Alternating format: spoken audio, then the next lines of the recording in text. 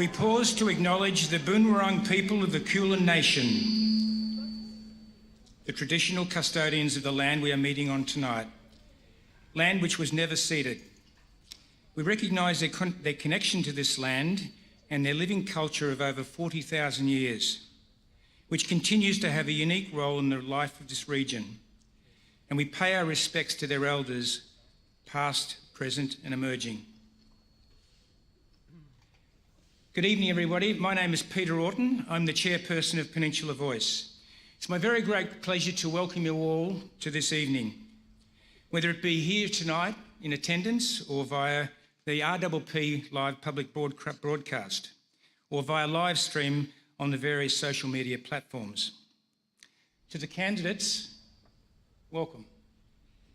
Thank you for putting yourself forward as our community representatives, and we wish to acknowledge the personal cost and commitment such a decision requires.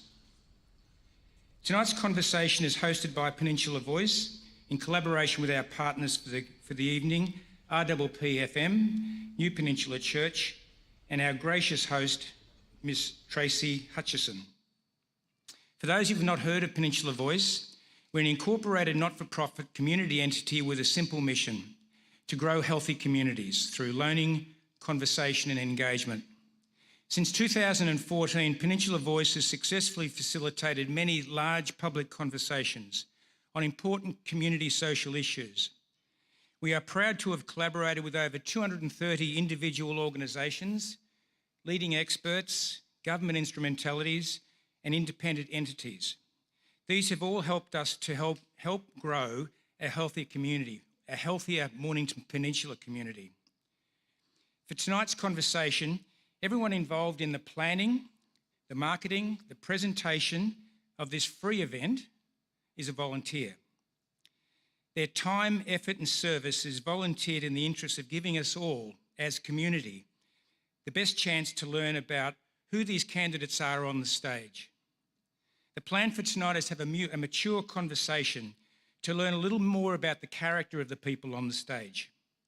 With 8 candidates and limited time frame, our MC will have a very challenging job. So with this in mind, I ask that all of the candidates keep this in mind and observe the timekeeper's bell. It's really important that we actually maintain our time frames. For everyone else, our job's a really simple one. We just need to listen.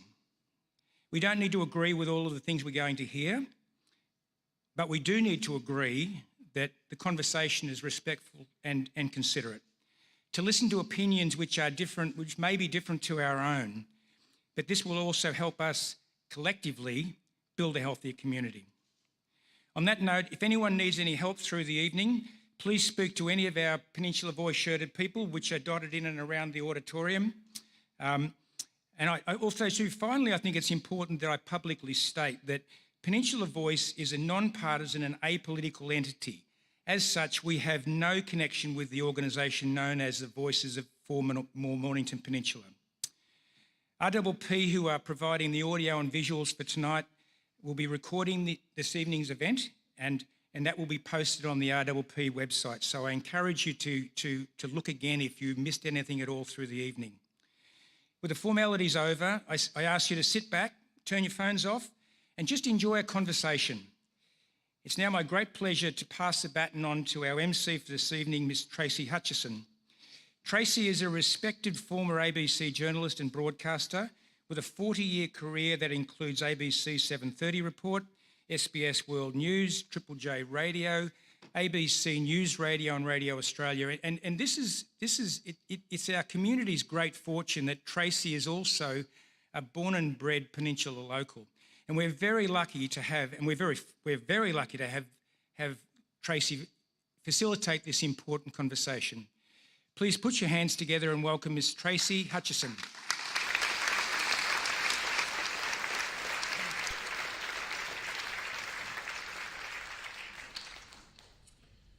Thank you, Peter, for the acknowledgement of First Nations custodians, and thank you all for being part of this important community event.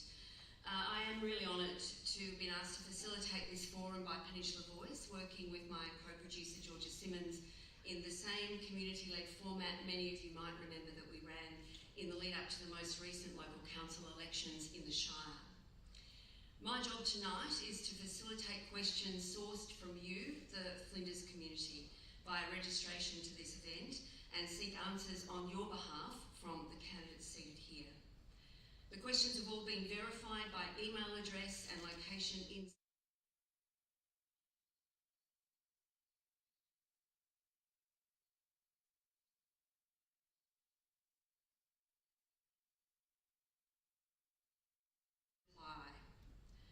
All 10 candidates in Flinders were invited to attend tonight's candidate forum. I thank those who have prioritised the opportunity to be here. The candidates are seated how they will appear on your ballot paper as determined by the Australian Electoral Commission. You will note that there are 2 spare chairs here tonight, one on the other side of Alec and one behind me. We have 2 apologies tonight. The Liberal candidate sent an apology this morning. The Animal Justice candidate has been a long-standing apology, and despite our best efforts, we've not been able to encourage them to attend. Additionally, the Labor candidate is unwell. With so much illness in the community, we felt it fair to offer that candidate a proxy, something we have discussed with the candidates prior to coming on, but something that we would afford any other candidate if the situation were the same, in the interest of fairness. The Labor candidate's campaign manager has stepped in and she will respond in written statement to the questions that had been previously circulated or the top line issues. As facilitator, my responsibility tonight is to ensure the fairness and integrity of this forum is utmost. It's also incumbent on me to address some recent media reports on the eligibility of one of the candidates and acknowledge the recent statement from the Australian Electoral Commission regarding a disqualifying factor as outlined in Section 44 of the Constitution, which states, if elected, the candidate's eligibility to serve as the member for Flinders must be determined by the Court of Disputed Returns. It's incumbent on me to point you to the AEC website for the full statement, but the Court of Disputed Returns in Australia is a special jurisdiction of the High Court. Finally, to answer questions of my own impartiality and professionalism that have also been subject to commentary in the lead up to this event. As a career broadcaster and journalist working at the highest level nationally and internationally, I've covered state and federal elections and specialist regional geopolitics. I've interviewed Prime Ministers going right back to Bob Hawke, including Tony Abbott, Kevin Rudd, Julia Gillard, Malcolm Turnbull, can't remember. Foreign ministers, there have been so many. Foreign ministers, premiers, elected representatives at every tier of government and every political persuasion. Some of you may recall that I was sounded out by the Labor Party in the lead up to the last federal election to consider running in Flinders, a conversation that did not progress to pre-selection. I'm not a member of any political party and I have no political affiliations of any kind. Like everyone else involved in this event, I am volunteering my services to inform the democratic process. As Peter said, this evening is about education, it's about conversation and engagement. We've established a format that we believe provides an equal platform to all candidates to help inform the democratic process here in Flinders. Each candidate will have 2 minutes to make their electoral pitch. We will then work through the questions, the top 5 issues that you've submitted, with 2 minutes allocated to each answer, and a bell will sound with a 15-second warning. A final 1 minute will be allocated to address how to vote cards and preferences. Flinders, as all of you know, is a deceptively complex seat with some of the highest and lowest socioeconomic postcodes in the country, currently held on a 5.6% margin by the Liberal Party. The seat has largely been held by the Conservative side of politics since Federation. The retiring member, Federal Health and Aged Care Minister, the Honourable Greg Hunt, has held the seat since 2001, and we thank the Minister for his service to both the local community and the country. It takes great courage, resolve and resilience to stand up for what you believe in and I thank each of the candidates for putting themselves up for election. Whomever is elected member for Flinders on May 21 will be going to Canberra as a first-time MP. We ask respectfully that there would be no interruptions or interjections from the floor. It's not in the spirit of what we're trying to present for you this evening. And I also ask that the candidates respect each other's time and the differing perspectives that will be shared tonight. We look forward to a respectful forum, and I ask that you welcome the candidates seated on table 1, Alex van der Ende from the United Australia Party and Cyndi Marr from Pauline Hanson's One Nation. On table 2, Chrysten Abraham from the Liberal Democrat Party and Jefferson Earl from the Australian Federation Party. Table 3 is Colin Lane from the Australian Greens and Sarah Russell, Independent. Table 4 is Surbhi Snowball's proxy, represented by her campaign manager Mark Darcy, and Despi O'Connor, Independent candidate. The apologies, as I mentioned, are from Zoe McKenzie, Liberal Party of Australia, and Pamela Engelander from the Animal Justice Party. Our forum will begin tonight with each of our candidates making their 2-minute electoral pitch for your vote, and I would ask Alex van der Ende from the United Australia Party to begin proceedings. Alex.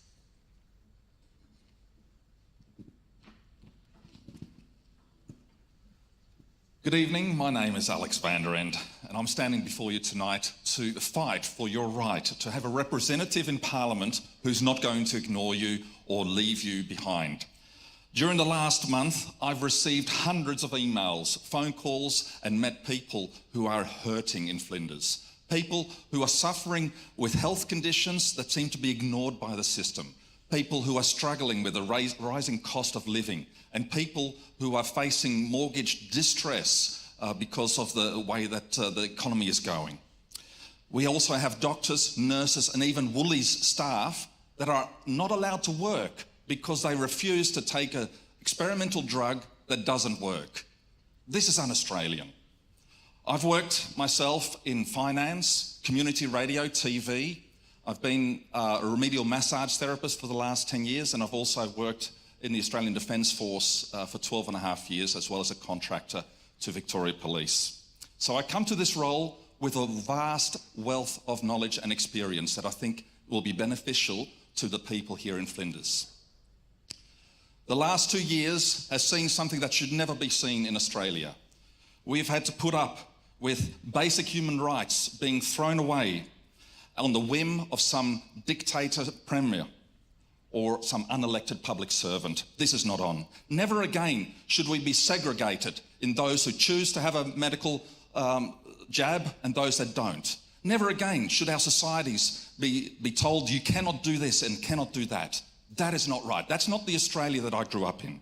Never again should states be allowed to hurt our citizens, unarmed citizens who simply want the right to protest so that they can have their voices heard. We're meant to be a democracy, but today, doctors are not allowed to tell you what they think. Otherwise, they could face jail time. Thank you, Alex. That's your 2 minutes.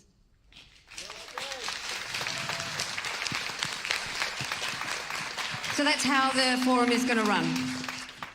Can I now introduce Cyndi Marr, Pauline Hanson's One Nation, for your 2-minute electoral pitch. Please make Cyndi welcome.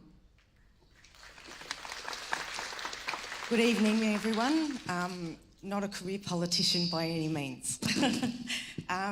As you can probably hear, I'm extremely nervous.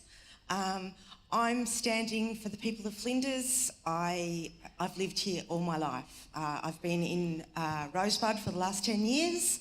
I've worked here both for as an employee and as a business owner, as a lot of you have probably copped the same thing as me in the last 2 years. I'm now in the process of winding up my real estate company. My husband has been extremely ill for the last 10 months. We've had horrid time with our health hospitals and doctors and things. Nobody wants to see anybody. I walk the streets and listen to the people, the kids. The kids break my heart. The kids don't smile at each other anymore. You don't hear them laughing. The elderly, our elderly that we're supposed to be looking after, they don't look at each other anymore. The fear in everybody's eyes breaks my heart. I'm here because I want to represent you guys. I'm going to learn this as I go along, and I'm here to make sure that we get heard, that I'm here to be responsible for you people, to listen to what you have to say and to take that to Canberra. I'm not being made to toe any party lines. My interests are your interests. My door is open to everyone. Listening to people's stories, as I'm sure you've all had to listen, it's heart-wrenching.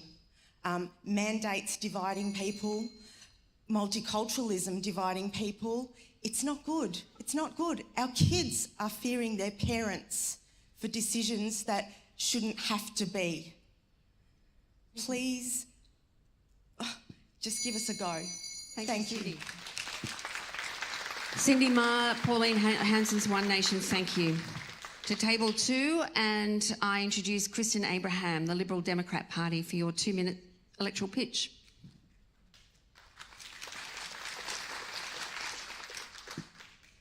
Thank you. Sorry. Thank you so much for coming, everyone, and coming out to make an informed decision this election. So, my name is Chrysten Abraham, as Tracee said, Liberal Democrats candidate for the seat of Flinders. Some of you may have seen David Limbrick fight for us through Parliament and represent the values of the people and values of or fighting for our liberties not to be taken away. A little bit about me. I'm an employment relations advisor. I grew up and was born in the eastern suburbs of Melbourne and have been frequenting the Peninsula since I was 18. I have been living here for the better part of 6 years, and I've been happily with my partner for 6 years as well. I am scared for my future. I'm scared for my children's future, and I'm standing up as a 25-year-old to make a change. I believe the best way to make that change is doing that with the Liberal Democrats. The Liberal Democrats is a sensible party. We believe that liberties should not be minimised. We believe that taxes should be minimised. And we believe that the government has gotten too fat. The biggest bill we will ever pay is the government. We pay taxes on our wages, we pay taxes on our goods and services, and the government needs to tighten its belt. It's not about cutting health funding or aged care funding. It's about cutting the deadwood in Parliament and also cutting the wages of the bureaucrats that are out there. I believe that the only way for us to make a change is to make a change at the ballot box. This election is not about me, it's about you. It's about you to make a change. And if you vote the same way you've always voted this election, please don't complain afterwards. Don't complain that nothing's changed and you just get the same old, or things get worse, because this is in your hands, not mine. Thank you, Chrysten, Liberal Democrat. Can I introduce now Jefferson Earl from the Australian Federation Party.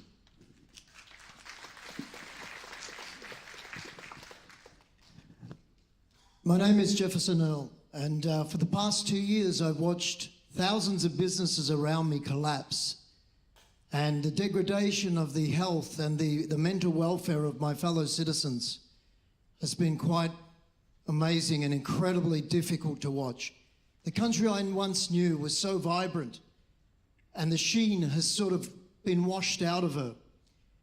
It is with this in mind that I really stepped into politics. Politics and politicians, to me, was something that I would avoid. Yes, I did vote, and I think voting is important. But like many of you and people out there watching, that I felt uneasy when I voted at times. This country deserves great leaders, not to be taken advantage of anymore. This nation deserves to be lifted back into a rightful place as a country where anything you dream is possible. Tonight I speak to the young and to the old. Do you not yearn for a new tomorrow? Do you not yearn for a better life? A life where you can prosper and be happy and nobody is left behind? Do you not expect that the time should be now? What I offer to the seat of Flinders and this country is a level of integrity, passion, and thinking outside the box that is missing in today's political leaders. Do you really think that Scott Morrison and Anthony Albanese deserve your vote? Or like me, do you think that they deserve to be put on the bottom of the ballot? It is time for us to strengthen our nation's defence. It is time for us to make houses affordable for all. It is time for us to move to clean energy and make it fast.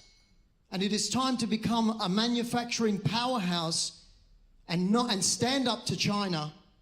And in the next 10 days when you vote on the 21st, a number one vote for myself is voting for someone real. Thank you, Jefferson. Colin Lane from the Australian Greens with your electoral pledge, please. Well, good evening, everybody, and thank you so much for coming out tonight. Thank you, Peter, too, for acknowledging our First Nations custodians. I'm a long-term local, having lived and worked on the Mornington Peninsula just about all of my life. It's an essential part of my identity and life story. I love it. There's no place like it, as you know, and it's home. I work as a civil celebrant, so I get to help families celebrate the best of times and guide them through the saddest of times, and also do some part-time work for 2 non-profit organisations. I spent 15 years prior to that working with the Salvation Army, including many of those years here on the Peninsula, and I actually established the mission centres in Mornington and in Hastings, so I know the disadvantage and struggles that many Peninsula families face to put food on the table and keep a roof over their heads, no matter how supposedly strong the economy is. I'm married with 4 great kids, aged 17 to 24. Unfortunately, they're racking up HECS debts at the moment and desperately trying to save money for a house that they're rapidly losing any hope that they'll ever be able to afford. They can't understand why governments won't take more urgent action on climate change and experiencing all the challenges of the casual labour market and rising rents. Here in Flinders, of course, we're facing pressures on our natural environment and particularly on our green wedge and all of our beautiful ecological assets. And sadly, the government continually let us down, opening new coal and gas projects while pretending to care about climate change and neglecting things like aged care. Now, the Greens have policies, we have ideas and plans to tackle all of this and much more, all spelled out in detail on our website, and I would really encourage you to visit that at some stage. And as I finish, let me assure you that with my heart for the Peninsula, I will represent the people of the Peninsula with passion and with determination and with honesty. I will listen and I'll care. Thank you, Colin. Can I introduce now Sarah Russell, standing as an independent? I'd like to pay my respects to the Boonwurrung people of the Kulin Nation, their elders past, present and future. The resilience and courage of our First Nations people is our nation's greatest treasure, and it always was and always will be Aboriginal land. The democratic purpose of an election campaign is to discuss politics and our policies and our capacities of the competing candidates, so you, the voters, can make an informed choice. So I'd like to thank Peninsula Voice for having the opportunity, and I do wish the Liberal candidate was here tonight. My family has had a long love affair with the Mornington Peninsula. In 1935, my grandfather purchased a block in Mount Martha when it was a small seaside village. I've been coming here all my life and loving it all my life, and I've been living here permanently for the last few years. I'm not your run-of-the-mill career politician. I began my career as a nurse and then did a doctorate in public health. I've been a teacher in universities and I then started a small business. I've been advocating for 30 years for climate action. I've also been advocating for justice in mental health services, gender equality, and more recently, aged care.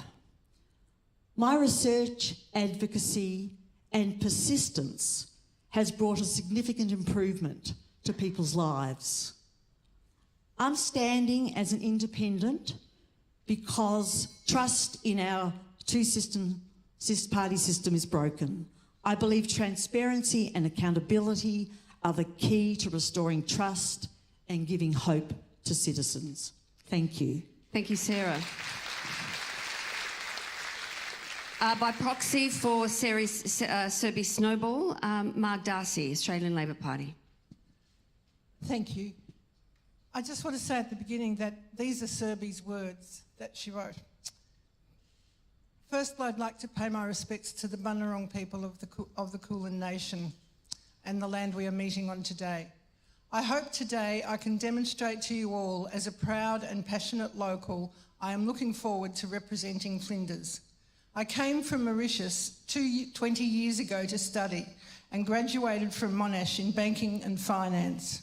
My husband, I and our 2 children moved to Hastings 5 years ago. We are lucky to call it home. We didn't know anyone. I met my best friend Lisa on the Hastings Facebook community. My eldest nearly an adult, my baby just started school. They have played sport, learnt to swim with Phil at Pelican Park. During COVID, we walked Hastings. My community is a big part of my life, knowing local shopkeepers by name, the Food Swap and Permi Group Church Play Group. I taught yoga and cooking classes, and I cooked for church. We're a generous and kind bunch, my community. I'm proud to call so many of you my friends. Another thing I'm proud of is being Australian. Over the last months, I realised what it meant. I have rights and privileges, guaranteed minimum wages, paid maternity leave, free education and healthcare, the right to be treated with equity and fairness, strong laws to protect our natural environment. All of those things and many, many more are a direct result of successive Labor government policy. They aren't a given, they're a hard fought for basic right. The coalition government is busy campaigning they have a strong economy, despite the evidence of a highest national debt. I want to say... Thank you, Marg. That's 2 minutes. Despi O'Connor, Independent.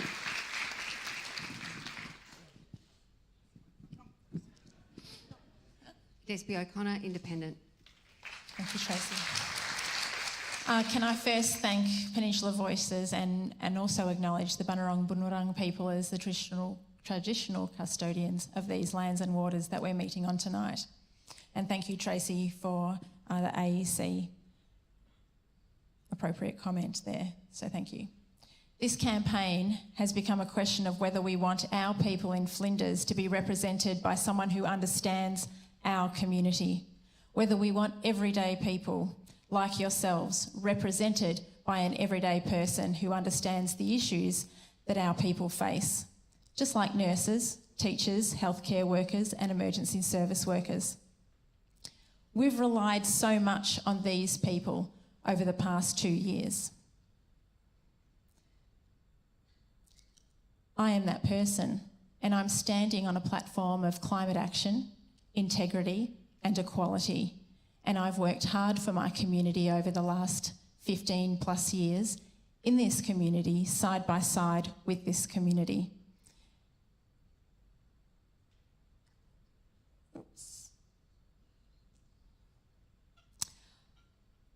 This is a question of whether the people of Flinders want to be represented by someone who knows their lives deeply, someone who sends their kids to the same schools as you, who drives the same roads, who walks the same footpaths and uses the same hospitals and health services. Someone who's volunteered, invested in the community and worked alongside and within the community. I have listened and acted. I see you. There is a difference between having a long-term plan to improve life for our people and a short-term plan full of promises to win an election.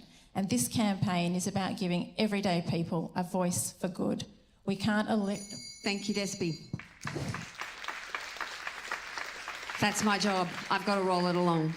Okay, we're moving to the first question that is one that has been sourced by you, and as I mentioned, we have collated by theme to the issues that most concern you. We're also rotating through the order of speakers so that the person who drew number 1 on the ballot doesn't always speak first and the one who drew the lower position speaks last, in the interest of fairness. So this question is directed to Chrysten Abraham as the first person, and we will roll through the group. but it is directed to all of you rather, but Chrysten, you're first. Cost of living and future economy was the headline item. With interest rates and inflation on the rise, the cost of living impact here on the peninsula will continue to bite in what is already an extremely challenging housing affordability market for renters and homeowners and complex local economic factors. What strategies do you have and how will you advocate to ensure the peninsula remains an affordable place to live, work, run a business, and importantly, a viable place for young people to build a future? Thank you, Tracee. So firstly, let me start by saying that I have a lot of friends that choose between paying rent and eating food or eating healthy food because of the cost of living. The Liberal Democrats have a policy on tax, as I mentioned in my first 2 minutes. The tax-free threshold has been at $18,000 for a very long time. Now, we want to raise the tax-free threshold to $40,000 to bring it up to where the cost of living is these days and have a flat 20% tax rate as well. Now, you may think again that this may come down to cutting things like aged care and health funding and those kind of things. I guarantee you it does not. It comes down to the government tightening their belt. Now, as I said before, the government also taxes literally everything. So if there's such a problem with cost of living, why doesn't the government reduce those taxes? Reduce the cost of GST, reduce things like stamp duty when you're buying a house rather than offering to invest 40% in your house. What we need is the government to look at long-term solutions rather than going, well, here's $250. That should appease the people for right now. I believe by reduction in taxes, by raising the tax-free threshold as well as a reduction in taxes to other avenues, that will reduce the cost of living. It'll make it more affordable to buy a house because it'll be more affordable to build a house because there's not the government taking a little bit off the top of everything that we do. So the plan for the peninsula as well would be to do that, but also there needs to be some oversight in regards to people buying holiday homes and only using them partway through the year as an Airbnb. We need homes for people to buy so that they are more affordable. Chrysten, thank you. Jefferson, Earl, cost of living, future economy on the peninsula. Thank you. So look, small business is obviously a driver of economic power in the country. And the last couple of years, we've seen small businesses being really hit very hard. And if I'm elected, the first thing that I would be putting forward is that we put forward a grant of $20,000 for all the small businesses that are out there to encourage them to employ one person full-time. And that one person, the 20% of the $20,000 would go up front. And obviously they would have to be assessed by a panel of experts that we put forward. And from that point, after that, they would have to then meet certain protocols and certain measures in order to achieve the rest of the payment. That would encourage an incredible amount of economic growth. And I think for young people as well, may encourage them to actually enter in to create a business. The second thing that I think would be incredible is I noticed that a lot of pensioners, they're limited by the thresholds on the pension, and whether it's a disability support pension or a pension, and there doesn't seem to be any leniency with that. And so far at the pension, the singles pension and couple pension, you're looking for a single that's $180. I want to put forward that we triple that, so for a fortnight that you could earn $530 without having your pension affected. And I think that would also create an economic stimulus. And for couples, taking it up for $320 a fortnight to $950. The last thing that I think would be really great is if we could fix the phone reception, because it's just shocking down here. We'll do it by 2023. Thank you, Jefferson, Australian Federation Party. Colin Lane, the Australian Greens, cost of living, future economy on the peninsula. Yeah, cost of living. We're all concerned, I think, about the rising cost of living. I would imagine you're like my brother-in-law who's in his late 50s. 2 years ago got as close to death's door as you can without actually passing through. Who wants to work but he's got so many medical issues, can't get his licence back. Lives on his own, pays rent, and is trying to live on $642.70 per fortnight. Not per week, per fortnight. Or imagine you're a young family who's just had a baby, struggling to pay a mortgage and repay your HECS debt. 2 cars, because both parents need to work. Trying to put the baby into childcare, because you need to work. And something goes wrong with your teeth, and you can't afford to go and see a dentist. Or you're having mental health issues, but just can't afford to visit a mental health practitioner. Imagine you're on minimum wage, $7.70 a week, and your rent keeps going up and up and up. Or you're a pensioner couple, trying to pay rent somewhere out of a meagre pension. We're all concerned about cost of living, the rising cost of living, but if you're in one of these situations, things are already ridiculously tough. They're drastic. That's why the Greens want to see free dental and mental health services, free under Medicare, make education free from primary all the way through to university, make housing more affordable by building 1 million new affordable homes and capping rents, by making childcare free, and by increasing the minimum wage and raising all income support payments to at least $88 per day. We believe that by making the billionaires and the big corporations pay their fair share of tax for a change, we can actually tackle the cost of living and create a better life for all of us, starting with those in our community who I think really need it the most. Thank you, Colin. Australian Greens. Sarah Russell, Independent, cost of living, future economy. Your thoughts? It's very interesting when the 3 previous speakers, there's something really good that each of them have said, which may be surprising, but it just shows that cost of living is of serious concern for a lot of people. And there are many, many reasons for the cost of living increasing. And our government seems to think it's something that's happened suddenly, whereas this problem has been occurring for a long time, increasing. And our, again, government has been so reactive. It hasn't been proactive. And it's upsetting when you sit on the sidelines of something like fuel, for example. We're all having problems with our fuel costs. And so the government comes in with all guns blazing and says, oh, we're going to give you a fuel excise, and we're all excited about that. But it's a 6-month intervention that hasn't really done much to help us. And just imagine if this government had a vision of electric vehicles. Imagine that we weren't putting money into our cars with fuel that we're having to import from overseas, but instead we're regenerating our cars from the sun, from solar. Perfectly possible. Should have been done. We should have had this done a long time ago.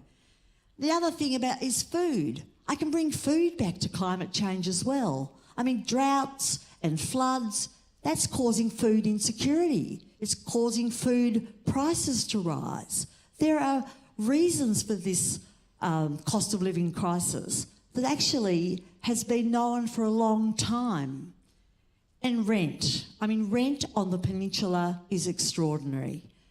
It's been rising for a long time, and there's been some recent research actually Australia-wide that many families, about 1 million of them, are one life crisis away from homelessness. We could fix that quickly with increasing the government's rent assistance, but this government just doesn't do it. Thank you, Sarah. Surbhi Snowball, Australian Labor Party, represented by proxy by Marr Darcy due to illness. Marg. What I missed before, Surbhi wanted to say that one of the things that's important in life is money, but the other thing that's important in life is to care about the people who are going to elect you. That money is not the only prosperity. The greatest prosperity is to be healthy, safe and happy. And if elected, that's what Surbhi wants for her community. In relation to cost of living, Labor has a number of policies that are aimed at improving the cost of living for people in the Flinders electorate and across Australia. They include cheaper childcare. 96% of families will benefit from their policy. Reducing childcare costs, which will allow more women to return to work or increase their working hours. Cheaper medical expenses through more bulk billing and reductions for medications. Cheaper power prices. We will accelerate the transition to a renewable energy leading to cleaner and cheaper energy. This will cut power bills by $275 a year by 2025, unlock $76 billion in investment and create over 600,000 jobs, most of them in the regions. Adequately funding education and training to address skill shortages and help people qualify for higher wage opportunities. Investing in industries that will provide large employment and growth opportunities in the future. For example, renewable technologies, advanced manufacturing and the care sector. Lead a national push to close the gender pay gap, particularly in the caring professions. Recognising there are systemic issues preventing pay equality, Labor will make gender pay equality a central objective of the workplace relations system. Many thanks. Mark Darcy, representing Australian Labor. Despi O'Connor, Independent, Cost of Living, Future Economy on the Peninsula. Despi. Thank you, Tracee. Yes, the cost of living is rising, and we're noticing that here more and more all the time. And we are bookended on the peninsula with our disadvantage right in the middle. And we need to look after that because our society is judged by how we treat our most vulnerable. And our people are feeling the pinch. Average rental on the peninsula is at least $500 per week, not covered by rental assistance. And 7 out of the 8 highest rental stress areas, suburbs in Victoria, are right here on the peninsula. We are in a housing crisis. Petrol prices are high on the peninsula, but people on the peninsula can't even temper that with public transport. So that is an issue for us on the peninsula. Our kitchen table items, the cost of them is rising, and we can't temper that either. We have low wages in the care economy, with many teaching, nursing on the peninsula, and their wages are stagnant. Their wages aren't covering the cost of those basic items of rent, food and petrol. And our quick fixes, our $250 handouts, aren't going to cut it. But one of the things I think we really need to do is we actually need to talk and listen to the people on the peninsula and find out what's happening for you. So that's what I'll be doing. I'll be setting up Flinders advisory committees to talk and listen to the issues on the peninsula. And we do need to talk to businesses, to farmers, to families, to workers, and not just make decisions on their behalf. Despi, thank you. To Alex Vander and Australian United Party, Cost of Living and Future Economy on the Peninsula. Alex. United Australian Party, thanks. What did I say? I beg your pardon. Okay. United Australia Party. I got that right? Thank you. Okay, start the clock now when Alex starts speaking. Thank you. Both Liberal and Labor have left us with nearly $1 trillion of debt. That debt impacts directly on our cost of living. No other party here has any plans, or not here, have any plans of ever addressing the $1 trillion. Where does that interest get paid from? From things that could be going to you. United Australian Party, simple solution. 15% tax on iron ore exports. Let the people who buy our iron ore pay off our debt within 20 years. No extra taxes required for the people of Australia. We supply 80% of the iron ore in Southeast Asia. So we have no lack of customers. They're not suddenly going to stop coming to us. We have a lot of options available for us that we don't need to ask people what it's about. We have plans in place. We're going to abolish HECS debts for the students. We're going to provide tax relief for your second job, because a lot of people, they might be classed as employed, but an hour a week is not full employed. Most people have 2 jobs these days. We're going to change how provisional tax is paid. UAP is committed to using the constitutional powers that we have to keep interest rates on the homes at 3% for the next 5 years. We're going to allow you to make the $30,000 of mortgage payments each year tax deductible. That's going to help you afford your house quicker, and save you money. We have a plan to bring home super to Australia. There's $1 trillion that we want to get the super funds to bring back to Australia. Start investing in Australia with our money. Let's stop borrowing other people's money. We've got the money here in our super. We'll have a decreased cost of manufacturing and reducing energy costs. That's also going to help us here on the Flinders Peninsula without the need of having those diesel generators backing up 24/7 because we are so far removed from the national grid. Alex, thank you. United Australia Party, thank you very much. To Cyndi, Marr, Pauline, Hanson's One Nation, cost of living, future economy on the peninsula, please, Cyndi. Thank you. Cost of living, well, like the rest of you, it's gotten very expensive. As a mum of 3 kids, school expenses, food, petrol, as everybody keeps saying, it's all very expensive, and all keep coming up with excuses as to why the inflation's happening. It's the war in Ukraine. It's just things, extreme weather events. We forget that, I don't know about you, I come from a farming family. There's always been droughts.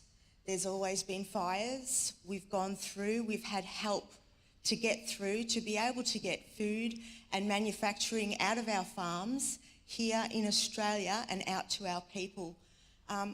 One Nation believes that bringing Australian jobs home to Australian people, helping the farmers get Australian products back into the Australian supermarkets, keeps the cost of living down as far as food goes. We have the reserves, we have the fuel reserves here in Australia, rather than importing it all out and then buying it back again. Who's paying for all of this? We are. It's hitting our pockets, it's hitting our farmers, it's hitting our families. I'm one of those families, you're all from families, we're all feeling it.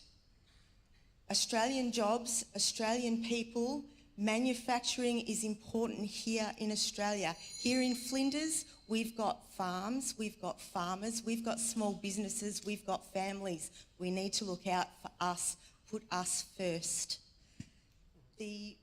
Sorry. Are we at 15? Yeah. Thank you, Cyndi. Thank you very much, One Nation. Thank you to our timekeeper as well, too, Lizzie Gordon, doing a fabulous job. Okay, so we move now to our second top 9 item that you've identified that you'd like our candidates to speak to tonight, and it's aged care and health funding. The significant ageing population on the peninsula is predicted to grow.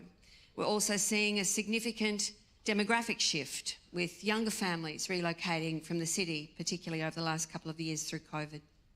The only public hospital in the electorate has limited facilities and limited capacity. So my question to the candidates tonight is, what will you do to ensure Peninsula residents have access to adequate healthcare and aged care in the electorate, regardless of their ability to afford private health cover or private aged care facilities? We'll move to table 3, and Colin Lane, please, the Australian Greens. Well, in my work as a funeral celebrant, I sit around kitchen tables and talk to grieving people about their wife or husband or their mother or father. And do you know what the greatest fear amongst our ageing population is, amongst many fears? The one that I hear is that no one wants to end up in aged care. It's their greatest fear. Petrified of being put in a nursing home. It's not just necessarily the loss of independence, it's the fear that in some instances they'll have to sell the homes to try to pay their exorbitant holding deposits. It's fear of receiving inadequate care and attention and poor meals and nutrition from overworked and underpaid staff. And that's if they can find a place when they need one.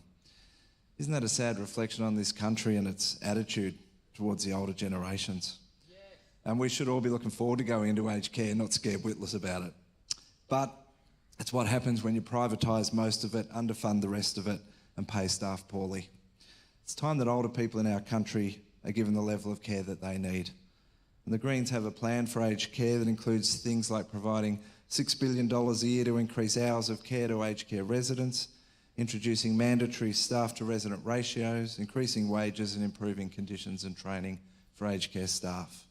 We want to see the for-profit providers phased out and guarantee a human rights-based approach to aged care. It shouldn't be about profits and dollars. It should be about high-quality care. When your time comes, when you require care in some form towards the end of your journey, are you looking forward to it or are you fearing it? And how confident are you that this government will have done all it can to fix up our ailing aged care sector, given their track record? Thank you, Colin. Under time. Sarah Russell, Voices of Mornington Peninsula Independent. I think you are the Voices Indoors candidate. Got myself into trouble there. Aged care health funding on the peninsula, please. Look, I've been an aged care advocate for 6 years, and I can just say how hard I've worked to make aged care an election issue. And it's an election issue. And thank God it is, because the aged care is in crisis. There are so many complex reasons for it to be in crisis, and I could spend 3 hours talking to you, but I've got 2 minutes to say a couple of things. Older people need to be treated with dignity and respect. They are not cash cows. Now, our government in 1997 under John Howard chose to write an Aged Care Act that was written for providers. There is nothing in the Aged Care Act about the human rights of older people. And as a result of this act, private companies, multinational companies, real estate companies have come into aged care. They know nothing about caring for older people. They only care about making profits. We have done that. That was a choice we made in 1997. Now, we've had a Royal Commission, and you heard about neglect, the abuse. What goes on in aged care homes is an absolute heartbreaking tragedy for many families. It should not have happened. The current government has implemented so few of those recommendations, and I am standing as an independent because of the lack of meaningful action from this government in aged care. Our leaving Minister, Hunt, is the aged care minister, and I wanted to take him on for all of the aged care failures. Thank you. Sarah, thank you. To the Australian Labor Party representative representing Surbhi, Snowball, Mark Darcy, speaking to aged care and health funding on the peninsula, please. Mark. First of all, I want to say... You might want to get the microphone. Oh, that would help, wouldn't it? I want to say that I'm heartbroken at the neglect and cruelty that some of the older people in our aged care homes have experienced. Older people who have worked through all their lives, who have been the ones who've nurtured and cared for us, who've created the society that we live in now.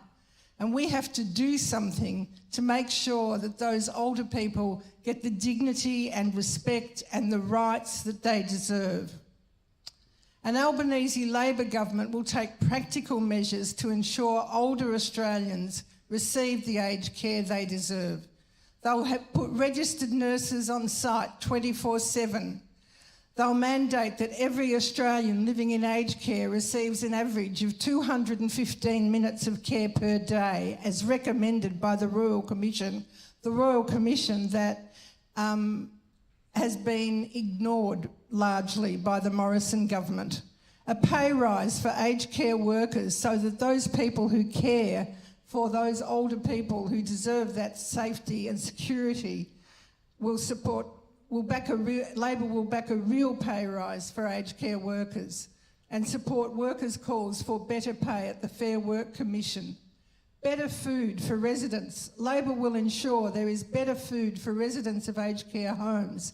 We'll work with the sector to develop and implement mandatory nutrition standards for aged care homes to ensure every resident gets good food. Dollars going to care. Labor will make residential care providers report in public and in detail what they are spending money on. Thank you, Marr. Thank you, Marr, representing Australian Labor. Despi O'Connor, Independent, Aged Care and Health Funding on the Peninsula. Thank you. Our society is judged by how we treat our most vulnerable. And I'm just going to ask you this question. Why are some of the lowest paid members of our society looking after our most vulnerable people? I just want you to sit with that.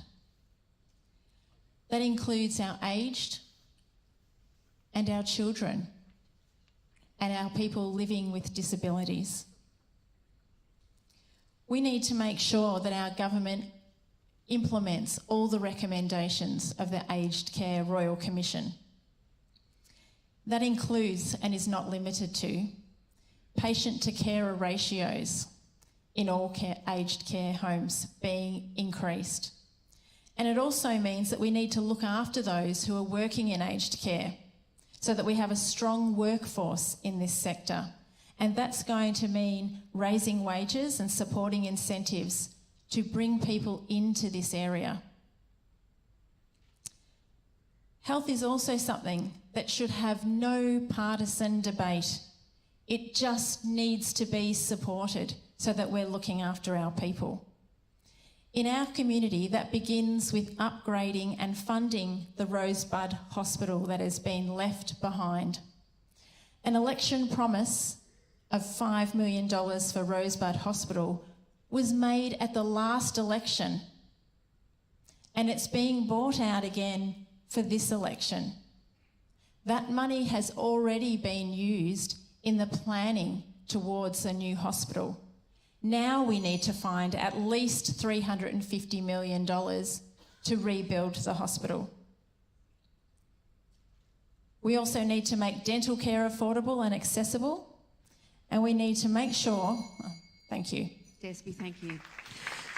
To aged care funding, aged care and health funding, the perspective of Alex van der End, United Australian Party. Alex.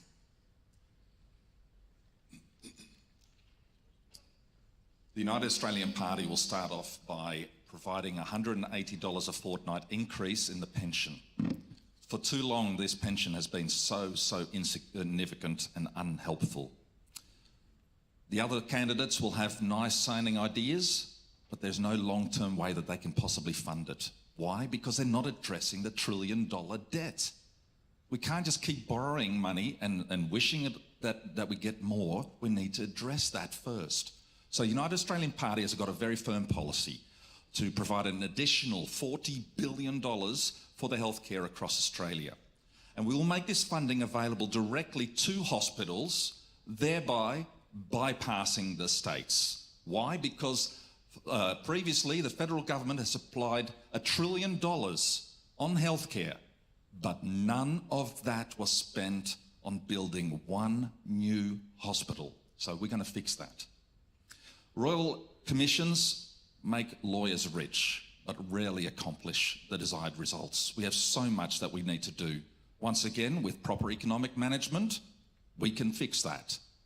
The other candidates, they don't have a plan, remember? Human rights. What about keeping people away from being able to see their parents, grandparents, just because some person decides this line is my territory and that's your territory? Breaking the Constitution, and the Liberal federal government allows the states to get away with that. That's wicked and evil. Remember, the average age that someone dies with COVID in Australia, according to the Bureau of Statistics, is also the average age of our lifespan in Australia. And we've done all this for what? The most washed part of the body for the last 2 years has not been the hands, it's been the brain. It's time to wake up. Thank you, Alex, United Australian Party. To Cyndi Marr now, Pauline Hanson's One Nation on aged care funding and health funding on the Peninsula. Cyndi, you've had the floor. Okay, so we know there's an issue with our health system and with our aged care funding. both governments are responsible, not this particular government, not the government that wants to come in. Both of them, both sides of the fence are responsible for our health system the way it is and our aged care for the way it is. Nobody can sit there and say that one has done more than the other, because neither one of them have. Both of them have sat idle, sat on their hands. We need to listen to our aged care people. We need to listen to our doctors and our nurses, and most importantly, the people who are living in these facilities. We need to be able to give them the choices, let them know that what's happening to them, what they need, is important to us. We need to make sure that they feel important. I don't know about you, I want my parents to feel important. I want my kids to feel important, disability or not, aged or not. Any kind of health issue that you have shouldn't be dictated to by bureaucrats sitting in Canberra that don't have the worries that we do. Money has been earmarked by both governments to come to state hospitals and to come to aged care facilities. Where's it gone? They're too busy blaming each other and telling everybody else that it's everybody else's fault. We're not to blame for it. Yes, they are. Both sides, both Labor and Liberal. I want to hear from you. I want to know that my kids are safe, and so is my family, parents, kids, everyone. Thank you, Cyndi. Pauline Hanson, One Nation candidate.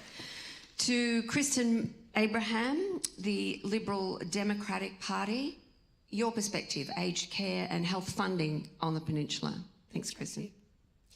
So let me start by saying the Lib Dems are a sensible and logical bunch. So I would just like to clarify a few things. Firstly, there is aged care standards. I used to work for an aged care and disability company, and I was in charge of implementing that training. So they are there, they're industry standards. Second of all, understaffing in ratio, that's great, but where are you going to get the staff from? We have a complete crisis in aged care. We have a complete crisis in NDIS.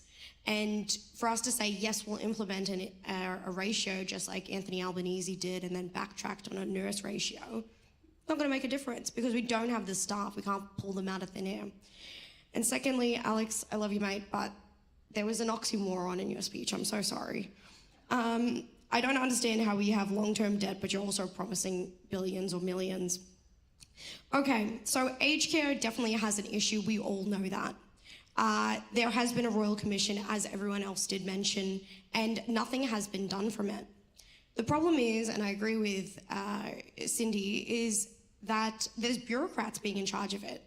Working in aged care, I understand that you need such specialised knowledge to understand what people need, how the funding needs to be spent. We shouldn't be having the bureaucrats dictate this. We definitely need an oversight and we need protection for the elderly and people with disabilities, but we need that from specialists in the market. We don't need that from bureaucrats. So I'm not going to tell you that I have all the solutions, because I don't. I would be looking to work with industry leaders, the community, to come up with the solutions to those problems. In regards to hospitals, having a risk assessment on how the hospitals would be funded and where they need to be in the Peninsula would be my logical next step for us to know, well, yes, we do have an increase in population, and coming to Frankston Hospital is not practical if you live in Crib Point or you live in Sorrento. Thank you, Chrysten. And our last speaker on this subject, Jefferson Earl, Australian Federation Party, aged care and health funding on the Peninsula.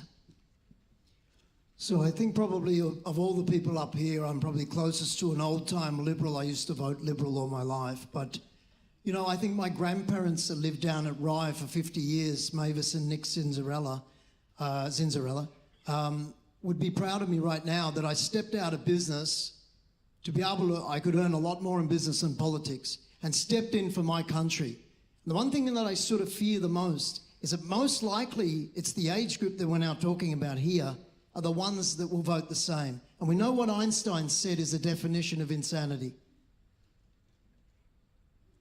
I'm going to encourage that we would introduce what we call a competitive costs division in government, because instead of spending more money, there's $98 billion being spent on health a year right now. Why don't we assess that? Why don't we look at it and see what people are charging us in this country and tell them, no, sorry, we're not going to pay 4, 5, 10 times the amount because it has an invoice on it that's from the federal government. That's very important. We have to save money. Your future, the future of your children and your grandchildren is locked up in this. If we do that, it is our research that indicates in the Australian Federation Party that we will be able to save $30 billion. We'll take that money and we'll redirect that. We don't have to cut, but we have to renegotiate contracts because we're business people, we're doctors, we are not politicians. This is very hard for me to do. To stand up and to say that I'm going to be a politician makes me feel a little bit nauseous, to be honest, okay? But the reality is that we cannot do this, and the modern day Liberals look like two wings of the same bird, Liberal and Labor, and we'll get into later with the Greens, but they're all the same. You need someone new. Jefferson, Earl, vote 1. Thank you, Jefferson. Nicely rounded out. So we move now to the third issue that you've identified that you would like our candidates to speak to tonight. We received a range of questions regarding Australia's obligations as a signatory to the Refugee Convention and our refugee and humanitarian visa program, some of which intersected with border and national security issues. With global conflict and people movement on the rise, I'm asking our candidates now to speak to this issue, and I'm going to roll back through the other way so you don't all speak after each other. So we're going to go back down the other way of the candidate order.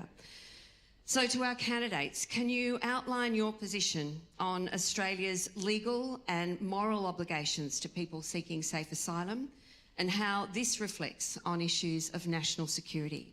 And I'll start with Despi O'Connor. Thanks, Tracee. My grandparents left their war-torn country of Greece in the 1920s to find a better life. They farmed and ran small businesses and helped to build the Australia that we know today. People seeking refuge from war or persecution should be supported. They are not illegal under the Declaration of Human Rights and deserve to be treated with compassion. The way that we have treated refugees in this country has been deplorable for many, many years. We don't uphold our national anthem for those who come across the sea with boundless plains to share. There's also no recognition of Indigenous voices in this conversation or in our Constitution. Offshore processing must end. It is not okay. Until recently, we have had refugees locked up in Melbourne for some 9 years for escaping war with no opportunity for their voices to be heard. We have a government that treats the Biloela family like criminals, despite their community calling out for them to come home. The politics around refugee policy is designed to cause fear and division, and we need to rise above that. We need an empathy-based approach to refugees because our country is built on multiculturalism, and that is our strength. In terms of national security, this needs to be a diplomatic approach which relies on positive relations with other nations. Our reputation on the global stage is shot. We need a government that has basic competency surrounding national security, not embarrassing French counterparts by wasting millions of dollars on botched submarine deals, not sending a junior rep to the Solomon Islands. Despi, thank you. Thank you.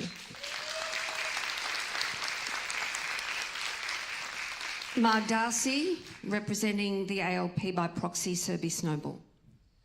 Seeking asylum is a human right that provides persecuted and vulnerable people a route to safety and long-term security to live to their fullest human potential. Labor believes Australia can have secure borders while being compassionate.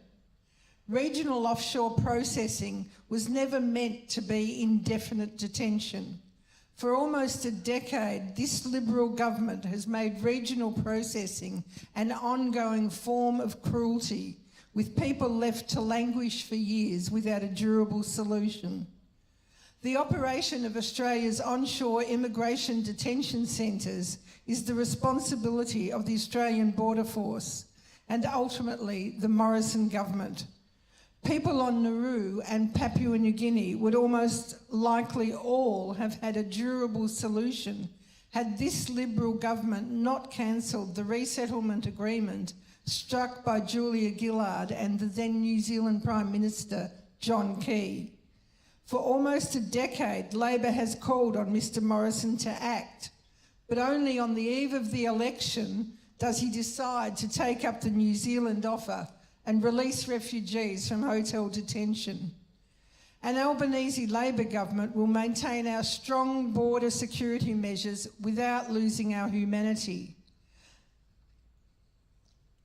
At the ALP National Conference, we reconfirmed our commitment to increase our refugee intake to 27,000, set up a community sponsorship program that works with an additional 5,000 places, convert temporary protection visa holders to permanent protection visas, and finally, Labor is committed to allowing the Murugappan family to return to their home in Billawilla and end the years of uncertainty and distress for this family. Thank you, ALP. Sarah Russell, Independent, Refugee Policy and National Security. My vision is for the Australian government to treat all refugees and as people seeking asylum with kindness and compassion. I support policies that enable refugees and people seeking asylum to rebuild their lives in Australia. My policies are all on my webpage, but I'll just zip through them. We should end offshore processing, release refugees from detention. The Murugappan families should be allowed to return to Billawila. Refugees on temporary visas must be given permanent protection. Refugees and people seeking asylum need access to social support, and we must increase the humanitarian intake for people fleeing violence and war. In terms of national security, one of the best things we can do in our region is to increase international foreign aid. We also need war powers reform. Right now, one person can send us to war, and that is the Prime Minister. We need to have it debated in Parliament, and we need to invest in peace building and diplomacy. If we had better people in power right now, we would have better relations with China. We are creating almost the yellow peril again, this fear that they're creating. This has been done because our current government does not know how to do soft diplomacy. Thank you. Thank you, Sarah. Colin Lane, the Australian Greens. My wife and I recently adopted a greyhound.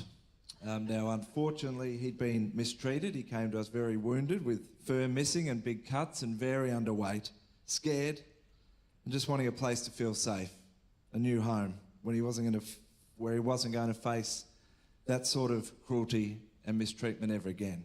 So we took him in, nursed him back to health. Already he's part of the household and he gives us back as much as we give him more. And everybody says that's beautiful. Poor dog, of course he needed a new safe home. Well done for taking in this dog and looking after him. Then why, when it comes to human beings, to people, mums and dads and kids who've been treated cruelly in their homeland, scared and just wanting a place to feel safe, why, when in desperation they make their way to a place they thought was compassionate and caring, why do we stick them in indefinite detention? Why do we give them a temporary protection visa so their future is uncertain and creates fear? Why do we make things as hard as possible for them? Is this the best that we could do? I won't vote for a party who advocates that sort of treatment of people. The Greens won't treat people that way. We'll do all we can to see that we do better in this country that we used to call the lucky country. Thank you, Colin. Jefferson, Earl, refugee policy, national security issues. This is one of those issues that's quite tough. You know, I think back to John Howard, and at the time, I think his policy was the right one for the moment in time. And I think now the policy should be different. But I think with 1.3 to 2 billion people to the north and to the northeast of us, we must be very careful about how we shape this policy. It's very important.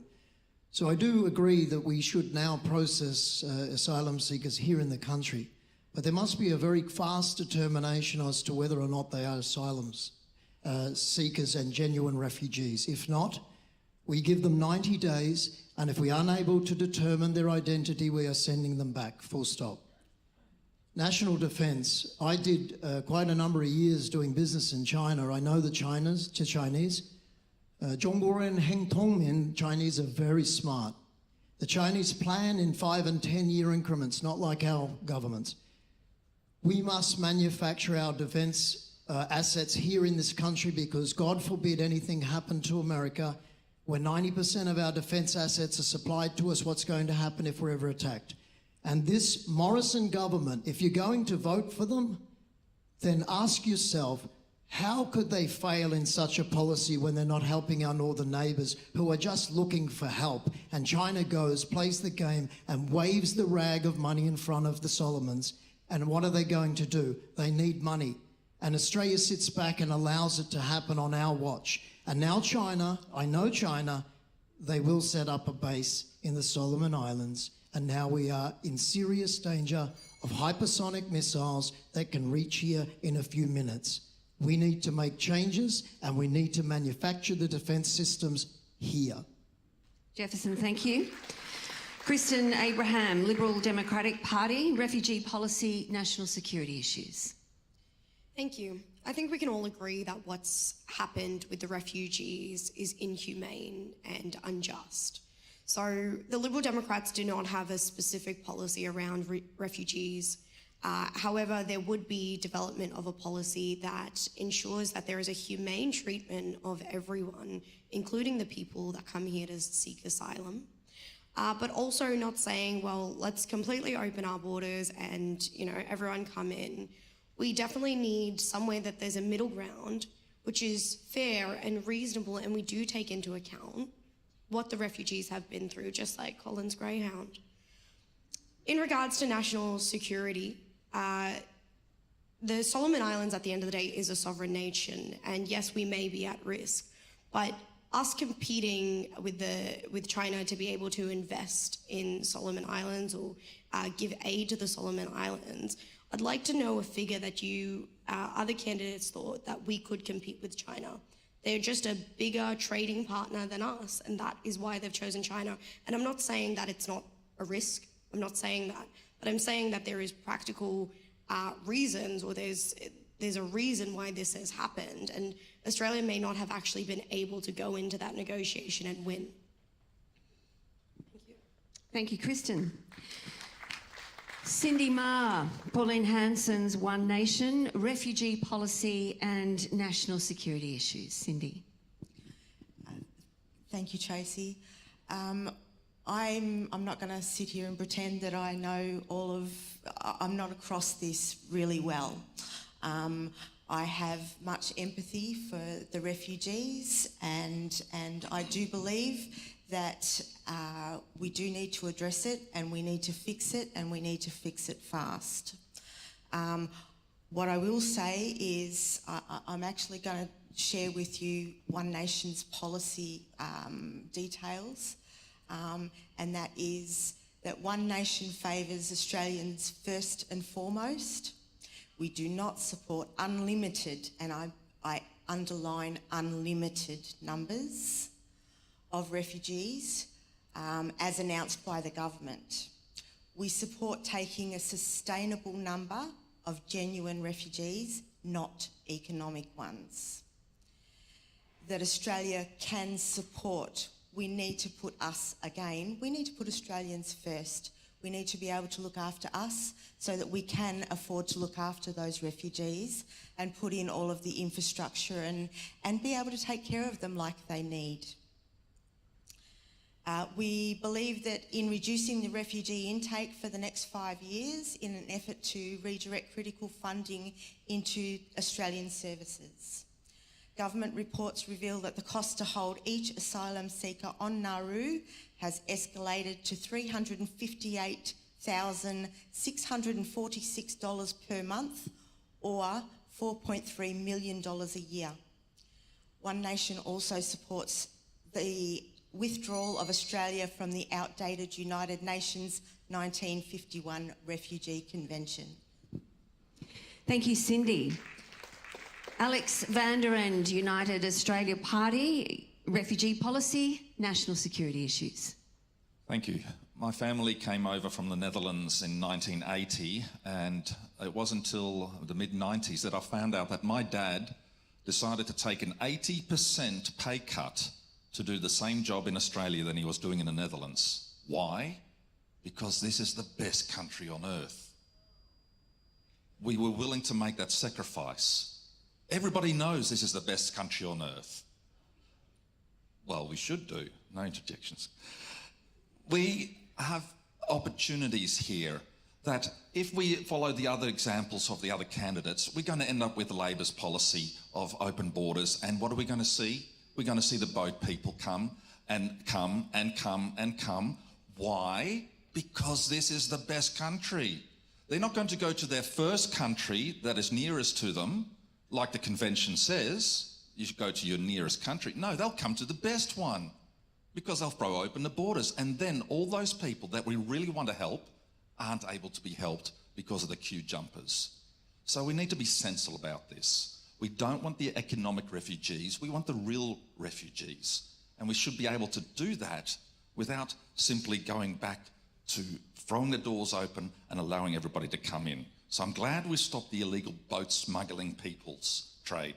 That should never have been allowed to happen. Now, I was also in the Defence Force for 12.5 years, mostly as a military policeman. And I am so concerned. We have 2 weeks' worth of bullets. 2 weeks' worth of bullets, people. We are not set up to fight any war. All we need is a submarine between Singapore and Australia, and blocking our boating, we'll run out of fuel within a few weeks. And then you won't worry about getting the last bit of toilet paper from the shelves. We need to be sensible, and we need to have sensible policies. The United Australian Party has those policies. Thank you, Alex. Okay, and thank you again for being here, and thank you to our candidates for making themselves available.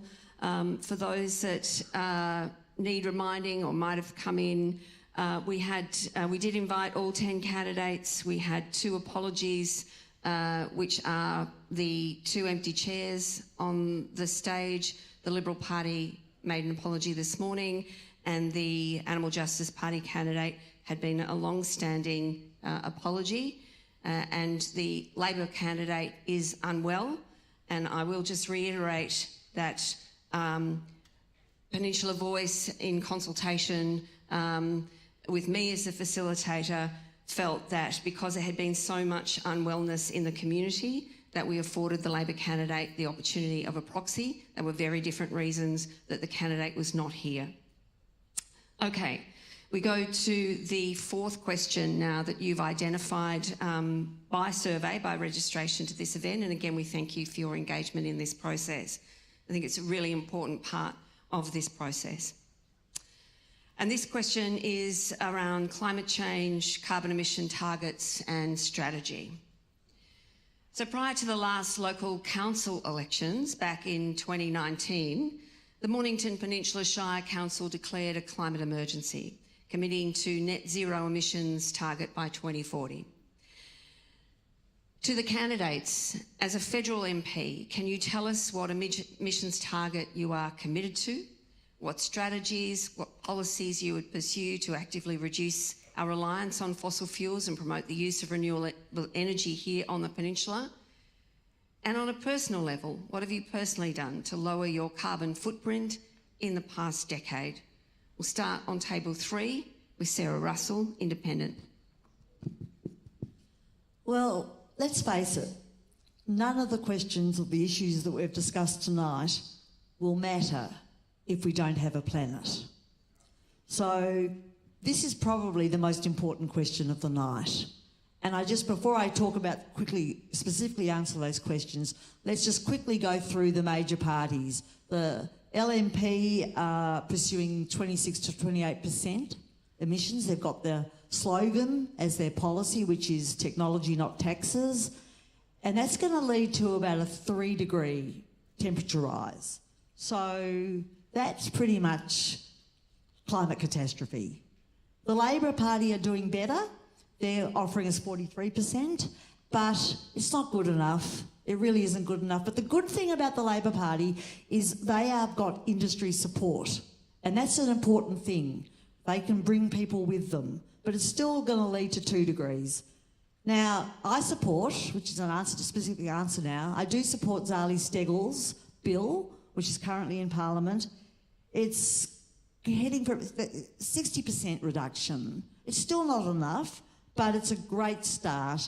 And I beg your pardon, that's also supported by industry, which is good. I actually support the Greens here. I actually would go as high as 75%.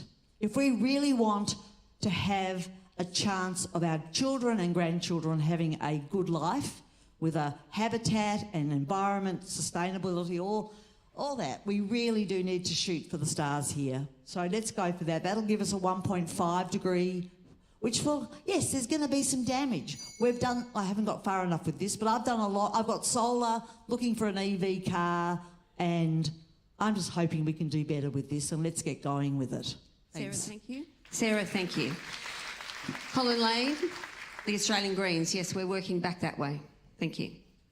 Well, imagine it's the year 2052. You're sitting with your grandchild, or for some, great-grandchild, and they say, Grandma, Grandpa, how come back in the early 2020s, 30 years ago, back when you were young, how come the government didn't do anything about climate change? The planet's warmed up heaps since then. We've got all these disastrous environmental impacts happening. How come they wouldn't take it seriously? Why didn't they set higher emission reduction targets? Look at the mess we're in, Grandpa. Why didn't they invest more in solar and wind and green hydrogen and electric vehicles and things like battery-powered trains? Why did they keep opening new coal mines and new gas projects?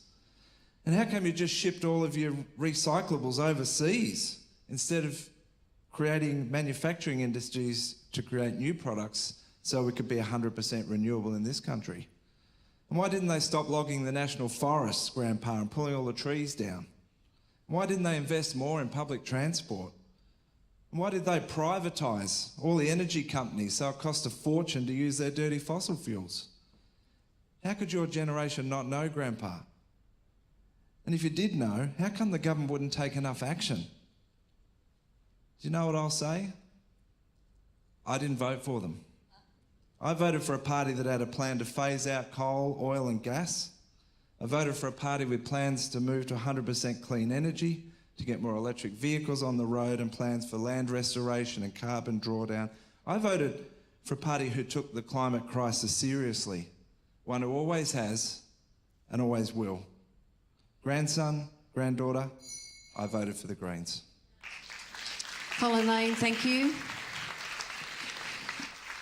Jefferson Earl, the Australian Federation Party, your policy on climate change, carbon emissions targets and strategies. Over to you, Jefferson. Test. Yes, we're starting again. Jefferson Earl, Australian Federation Party. You don't focus on carbon emissions. You focus on innovation. We've lost sight of how to do it. Now, it's interesting from my perspective, really not that political, but I'm an entrepreneur. They said that Elon Musk couldn't build an electric car company. They'll be bigger, way bigger than any other company in the world. Where we are right now is that the Greens, unfortunately, lovely man, but they don't have a monopoly on the climate, okay? If you want to get it done, don't vote the same again. If you want to get it done, Australia produces 260 terawatt hours of electricity per year. It's costing us as citizens $210 billion. In 121 years of federation, we've only just reached 35%. The Greens have been, what type of Greens are they if they can't even negotiate over 25 years since Bob Brown to get it done with Labor? Just give them the seats. How about we do something that's viable? Let's go to clean base power in 7 years. Let's do it. We will need to produce 38 terawatt hours a year. We can do that if we define, just like a Manhattan Project, a large-scale solar farm. I'm calling it a terra farm. And if we take ourselves and focus on innovation, now the government committed $311 billion in COVID. Don't you think this is very serious? Climate, everyone talks about it. So why don't we do something about it? If we were to do a 38 terawatt hour solar farm, it would only take up an amount of land considering 36 kilometres by 10 kilometres. And we could do it, one of those a year for 7 years, and we're zero net energy, net carbon. Jefferson, thank you. We're going the other way. Chrysten Abraham, Liberal Democrat Party. I don't understand why we keep looking to the government to make all the decisions and to fix all the problems. Realistically, what we have to look at in a climate emergency is what the government can do. So yes, let's declare it, let's do all of that. But what is the government going to do? They have two things. They can either subsidise an industry, which they've already been doing for the better part of a decade, or they can tax you, the people. Potentially, you go down to Hastings Car Show and, well, you guys are releasing more carbon emissions because those cars are very old. Or you get taxed because you have a car before 2000. What do we think the government is actually going to do? So if you care about climate change, I ask you to have a look in the mirror first and foremost. The government has been subsidising solar for a while. Do you have solar panels on your house? How did the other candidates that have climate change as a platform get here? Did they get here in an electric vehicle? At the end of the day, these costs are going to come onto us, the young people, that are going to potentially get taxed more because we can't afford to buy an electric vehicle. We can't afford to have the solar panels on our houses. So let's talk about sustainable, cheap options. Now, I understand nuclear is a scary word, but there is a prohibition on nuclear energy. Now, one of the biggest or the best people in the Western world for carbon emissions is France. And France attribute their success to their nuclear energy. So I'm not saying nuclear is the only option. I'm saying that the government should lift the prohibition on it so it can be part of the conversation. Because if we do want to be like France and reduce carbon emissions, then let's have a conversation about it. That's what I'm saying. Chrysten, thank you. Cyndi Marr, Pauline Hanson's One Nation Climate Change Policy. Thank you. Okay, so we're all up here talking about climate change and what we're going to do for it. My question to all of the candidates is, how are we going to pay for all of this? We're already paying top dollar for our power and our gas, and the state government is looking at phasing out gas, so everything's going up even higher, and that comes into our cost of living. We're going to our electricity that we're closing down all of our coal-fired power stations here in Australia. Do you know what? We've got just over 400 coal-fired power stations left in Australia. Do you know how many new ones are being built across the world right now? China, India, America. There's another 3,000 coal-fired power stations being built across the world. Why do we have to shut ours down? Why are we the test case? Why does our cost of living have to go through the roof to give everybody else so that we can continue buying back from places like China the filthy coal because we give them our good coal so that they can sell it back to us at a higher price, so that we can pay their power companies that they've purchased here in Australia, because they do own them. We're paying them for their dirty coal, their dirty electricity. We need to bring it back here again. Why can't we build clean, lower emission coal-based... Sorry, I've lost my... We need to keep the industry here. We need to keep our costs down. Climate change, can we do better? Cyndi, absolutely. Cyndi, thank you very much. Alex van der End, United Australia Party, Climate Change, Carbon Emission Target and Strategy. I thought we had an election on this last time. We had an election that was going to say we have to act now, and the Australians acted and they elected a coalition government. And look, what did they do? They suddenly got on the bandwagon of virtue signalling. Let's pick a figure and we're going to achieve that figure. But it's all it is. It's just virtue signalling. If we did everything that all these candidates suggested, what actual difference will it make to the world? No one can answer that, because it's infinitesimally small. And I get so sick and tired of these virtue signalling nonsense being spoken about. Where does an electric car get its power from? Not the battery. You need to charge the battery first. What do you charge it with?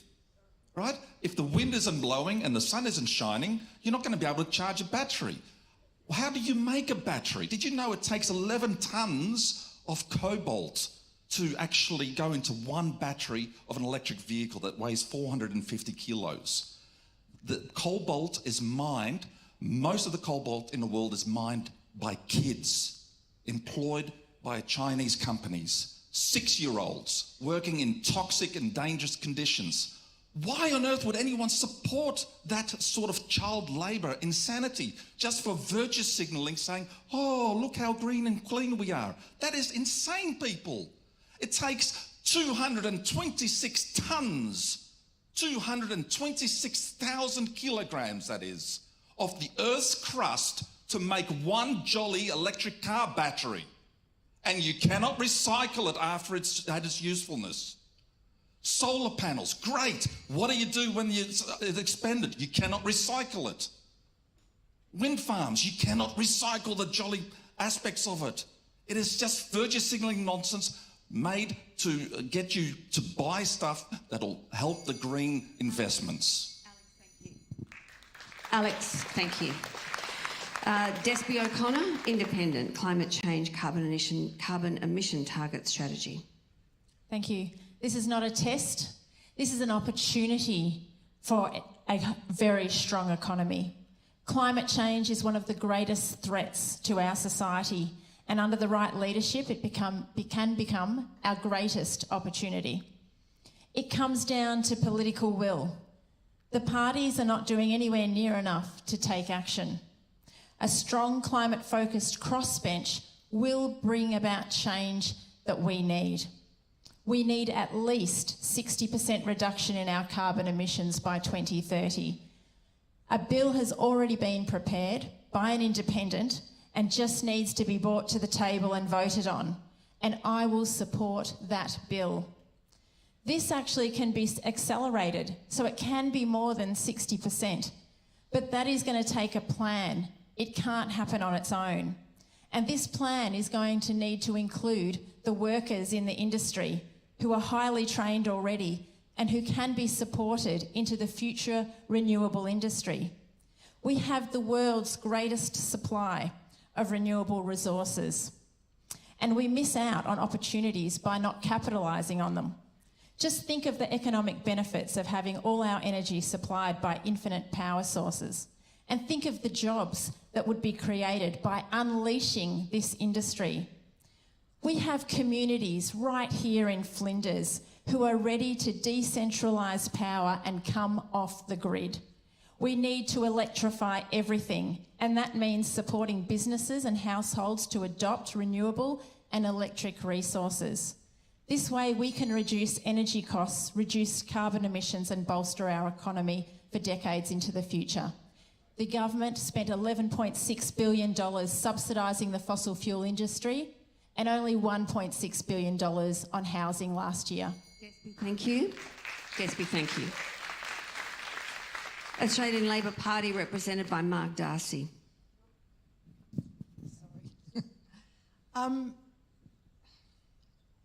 Surbhi's been texting me. One of the reasons I stood for Parliament was because my passion in life is to ensure that we have a clean climate, that my children and grandchildren will be able to enjoy the environment that I've been able to enjoy. On a personal level, yes, I have solar panels on my house. Yes, I grow my own food. Yes, I shop locally and buy from op shops, but that's not enough. What we need is real leadership to actually change, to take action to change the climate. Let me reassure you, Labor is genuinely committed to net zero emissions by 2050. A commitment to net zero is the essential starting point of good climate policy. But if we want to achieve net zero in 2050, we can't begin in 2049. Decarbonisation of the global economy is the greatest economic transformation since the Industrial Revolution. Labor knows that climate action is not only an environmental imperative, but an economic opportunity. The longer Australia waits to start, the harder it will be to take advantage of the opportunity. An Albanese Labor government will deliver Powering Australia, Labor's plan to create jobs, cut power bills and reduce emission by boosting renewable energy. Will increase the share of renewables to 82% by 2030, cutting power bills for families and businesses. Will reduce emissions by 43% by 2030, keeping us on track for net zero by 2050. Australian Labor Party, represented by Marr Darcy. Thank you. So we are about at 8:45, and I'm aware that the advertised closing time was 8:30, and we're already over time. We anticipate finishing by 9. We do have a couple of issues still to address to our candidates that you wanted them to talk to. Given the time restraints, I'm going to ask that the next question be answered equally by everyone in 1 minute, and the last question will then go to how you're going to issue your preferences and the minority government, should we get to that. So this last question is around a federal IBAC and some transparency, please, if you would, on who paid for your own campaigns. So the question is whether or not you, as the elected member for Flinders, would restore integrity and transparency to the national politics, both as an individual MP but also in supporting legislation for a federal integrity and anti-corruption commission. And could you also tell us, please, some transparency around the funding of your campaign? And I'll start with Jefferson Earl, please, the Australian Federation Party, on table 2. Thank you.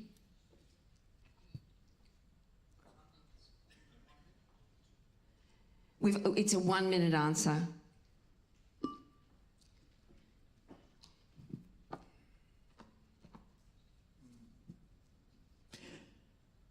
So corruption, this has to stop, full stop, right? I don't deal in corruption in business. I don't know what's going on in this country. If you're corrupt, you should be investigated, and if you're proven guilty, you need to go to jail. That's it, full stop.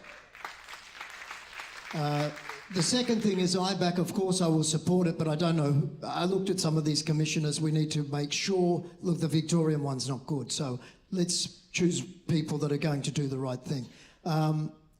We need to restore integrity, and this is essential. When you're an elected official for the country, 151 of us, it's critical.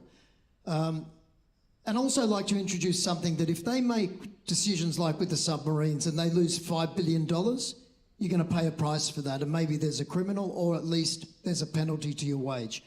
My campaign was run by myself and the party, and let's just say it's not as much as the big boys.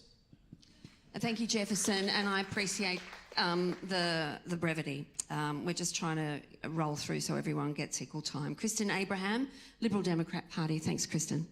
So you won't see me at the pre-polling booth tomorrow and the next day because I'm still working full-time to fund my campaign, and I've only received 2 small donations from people close to me. In regards to ICAC and integrity in Parliament, we need an oversight body that actually does something. I don't know how many IBAC and ICAC investigations has happened, but nothing's getting done.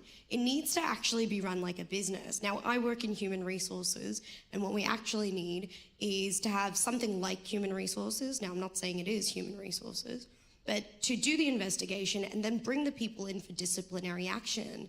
And if it's in conflict with what the government is meant to stand for, then they get terminated and potentially thrown in jail. Thank you, Chrysten. Cyndi, Marr, Pauline, Hanson, One Nation. Like Chrysten, I get the basic help with the admin from One Nation. My entire campaign is funded by myself and my family, and any donations that I get. So far, I've received a grand total of $150 from 2 of my volunteers. As far as IBAC goes, I believe that we need a full independent elected commission that's separate from Parliament to take care of those inquiries and to make sure that these people are actually held to account. That's it from me. Thank you, Cyndi. Appreciate the brevity. Thank you, Cyndi. Appreciate the brevity. Alex van der End, United Australia Party. Federal ICAC is a policy that is supported, but we've got to have it in the right format. You can't do what we do in Victoria, where the government gets an inquiry into something scandalous and the police drop all further investigations. And it happens time and time again. Just 2 times in recent weeks, the Premier had been investigated, but it was all behind closed doors. Nothing to see here, don't worry. Why does he get that treatment? And other members that were part of the Labor Party don't get the same treatment. You may remember Amanda Stapleton, former Mayor of the City of Casey. She took her own life in January this year. Why? Because of an investigation that had a draft report with her name on it. As United Australian Party, nobody is being paid in my campaign, and Clive Palmer is paying for all of it. Alex, thank you. Despi O'Connor, Independent. I'll just start with the fact that all IBACs across the nation in all the states are all different and set up by the states, and we do not have a Federal Integrity Commission at the federal level. I would be supporting Helen Haynes's bill to bring full integrity to our federal government, and her bill has teeth, and I'll leave it at that. I have received funding from Climate 200 because they see me as the best placed independent to bring about climate action in Parliament in Flinders. That money has come from more than 150 Flinders residents who care about climate action. I've received twice as much money from the Flinders community, from mum and dad voters, since launching my campaign. Thank you, Despi. Australian Labor Party, represented by Mark Darcy. I believe that when the money we pay in taxes is spent, those who spend it must be held accountable for what happens with that money. I'm tired of the corruption and the rorts of the Morrison government. An Albanese Labor government will establish a National Anti-Corruption Commission by the end of 2022. It will be powerful, transparent and independent, with the resources and powers of a Royal Commission. It will have broad jurisdiction to investigate Commonwealth ministers, members of Parliament and their staff, public servants, office holders and government agencies. In relation to campaign funding, my campaign is resourced by members of the local Labor branches only, volunteering their time, donating their time to work on the campaign, help with fundraising activities, because they want to elect me and an Albanese Labor government. Thank you, Marg, Labor Party. Sarah Russell, Independent. We need parliamentarians who are not motivated by power and money, but instead want to serve their community. My funding comes entirely from my community. I was too late to apply for Climate 200. I only started my campaign in February. With my focus on transparency, I name everyone who has donated $1,000 or more on my website, as everyone should do.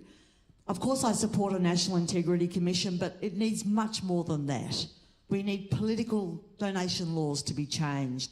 We need the National Australian Audit Office to be properly funded. We wouldn't have known about the sports rorts or the car park rorts without that office. Freedom of information is important. Am I still got 15 seconds? Freedom of Information Act, so important for transparency. And we need a well-funded and non-political ABC. Thank you. Thank you, Sarah. Colin Lane, the Australian Greens. Thank you. I've got to get up early for work in the morning too, so this will be 20 seconds. The Greens are also pushing for a strong Federal Integrity Commission. We'd like to see donations capped at $1,000 per year. And my local campaign's funded by just local Greens members and supporters. My total budget is less than many of you would earn in a week, which is why no big billboards. Just policies, plans and ideas, not any over-the-top ostentatious promotion, as it should be. Thank you very much. Thank you all for being with us tonight and sharing your views, this contest of ideas.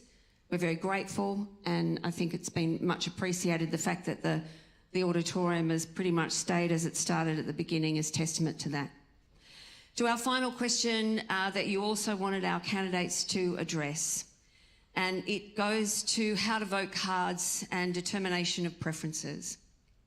As voters, we must number every box to make our vote count. We're not obliged in any way to follow a how to vote card. It's our democratic right to vote for the candidate of our choice in the order of our choice. However, as we know, in a two-party preferred electoral system, we do know that preferences can and do decide electoral outcomes. Preferential voting works like this. If the candidate that you vote as number one does not place first or second, the primary vote then will flow to your second choice, which adds to the tally of the candidates that finished first or second, and so it goes. So it is instructive and informative and important, I think, to know how our candidates, if our candidates are indeed recommending preferences in their how to vote cards. So we'll go back to the top of the ballot if we could. And what I would like you to do, Alex, if you could, is to run through your preferences. I'm assuming that it's vote one, Alex Vander and United Australian Party. But if you could go through 1, 2, 3, and also 10, because in some ways that's also very revealing of where you sit in terms of strategy or ideological alliance. So if you could start, please, with your preferences. Thanks. So my preferences have all been decided by headquarters. I've had no input into this myself. The national policy is that we preference the Liberal Democrats second in every seat in Australia. The other national policy that is pretty much uniform is that we want to put the majors last. Labor, Greens, Liberals, we want to put them towards the end. The only time that doesn't apply is where the individual candidates might have more alignment with our policies and our request for freedoms than some of the other candidates. So, number one, vote me, United Australian Party, Alex Vander End. Vote 2, Liberal Democrats. Then we suggest you do the other candidates and the majors last. Thank you, Alex. I'll be okay with timing this one. Thank you, Lizzie. In the event then of a hung parliament, you're the member for Flinders. Which of the major parties do you support to form government? It'll be quite simple. As long as we can get our freedoms restored, then it'll be that party. Which of the major parties would you be? It'll be the party that ensures that what has happened these last 2 years will never be allowed to happen again. I'll take that as a comment. Thank you very much, Alex Vander and Cyndi Marr from Pauline Hanson's One Nation Party. If you could roll us through your preferences and why from 1, 2, 3 and then 10. Thank you. Thank you. As been widely advertised, all of us freedom parties, the ones that are working as Vote the Majors Last, as Tracee said, preferences belong to you, they don't belong to us. We ask that you vote for us because we believe that we're the best person for the job. As far as preferences go, your number 2, 3, 4, 5, 6, 7, 8, 9, 10 belongs to you. Pauline's very big on that, as is Malcolm. That's what we do. As far as my preferences go, I got to choose who went on my the order of my choosing. My serving suggestion was in order of the people that I felt supported the same things, aligned closer to me. So 1, 2, 3, if you could tell us, please. Me, number 1. Number 2 was Jefferson Earl. And number 3 is Alex Vander End. And who's number 10? Did you give a preference? I actually can't remember. Can't remember, that's okay. In the event then of a hung parliament, you are the member for Flinders. Which of the major parties do you support to form government? The same as Alex, as long as our things are restored, I will go with whichever party offers the best for the Australian people. Thank you, Cyndi. Chrysten Abraham, Liberal Democrat Party, your preferences, please. So Alex did half the speaking for me. There is a national executive deal which just say that we're second on each other's how to vote cards, so that's above our pay grade, which is 0. So after that, as also Cyndi said, we have put the majors last, so the minor parties are all at the top. It goes Alex and then Jefferson, and then the other minor parties, and then I'm not sure of my last, but I believe it might be Climate 200. Climate 200, not a party? Oh, sorry, I'm talking about Despi, sorry. The Climate 200 part-funded independent Despi O'Connor. Okay, thank you for clarifying. Jefferson Earl, Australian Federation Party. Can you run us through your preferences, please? Yeah, first I'll say I saw Zoe McKenzie's putting me 10. I think she accidentally put an extra 0 on that. I'm 1, of course. Vote Jefferson Earl. Jefferson Earl Flinders on YouTube and Facebook. In this exact order, so Chrysten, Cyndi and Alex, 1, 2, 3, 4. And number 10, I'm sorry, Colin, number 10. It was all going so well, wasn't it? He's a good man. This is in fact the most revealing part of the evening, so thank you all for staying. All been so nice to each other up until now. Thank you. In the event, though, of a hung parliament, you are the member for Flinders. Good sir. Which of the major parties do you support to form government? First of all, I'd be mightily happy if it happened. Secondly, we would have some discussion because I would be asking who's willing out of them to back down to what I'm going to be saying to them. Take that as a comment. Thank you very much. Okay, Colin Lane, the Australian Greens, could you take us through your preferences, please? Yes, well, our preferences are on our website. You can go and check them there or ask me later if you're not a website person. But essentially, the ladies to my left towards the top and the fine folks on my right towards the bottom is the easy answer. And look, just remember we're voting for 2 houses of parliament here. And look, I know the Greens aren't everybody's cup of tea, and I might not be either. And if you just can't face putting a number 1 on the Greens in the lower house, please consider it in the upper house, in the Senate, where we can put some real pressure on to get some change and some action, particularly around climate.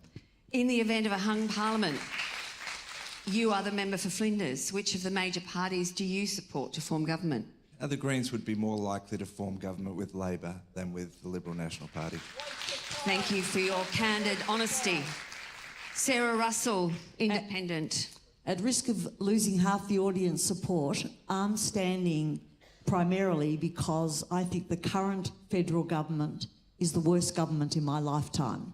So we made the decision to not have any preferences except me, vote me number 1, obviously, and vote the Liberal candidate number 10.